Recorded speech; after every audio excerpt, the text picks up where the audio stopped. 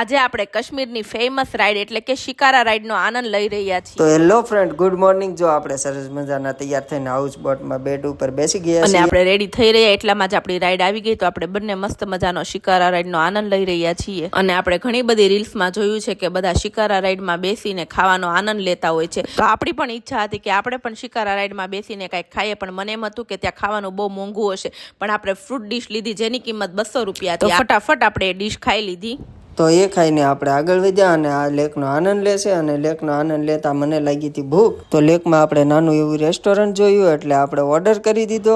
તો આપણને આશ્ચર્ય થાય છે કે આ લેકની અંદર બધા રેસ્ટોરન્ટ છે અને બધી શોપિંગની દુકાનો પણ છે। તો આપણે ઓર્ડર કરી દીધી હતી એક સેન્ડવિચ અને બર્ગર, જે ખાતા ખાતા આપણે આગળ વધ્યા। એટલામાં જ આપણા રાઈડનો 3 કલાકનો ટાઈમિંગ પૂરો થઈ ગયો, તો આપણે પાછા આવી ગયા હાઉસ બોટ થી તમે વ્યૂ જો એકદમ જોરદાર આવે છે। અને તમને જાણતા ખૂબ જ આશ્ચર્ય થશે, કારણ કે આ લેકમાં કેટલા બધા મૂવીના શૂટિંગ થયા છે, જે જાણીને અમને પણ બહુ આશ્ચર્ય થયો। અને જો તમે લોકો શ્રીનગર આવો તો આ શિકારા રાઈડ કરવાનું મિસ નહીં કરતા।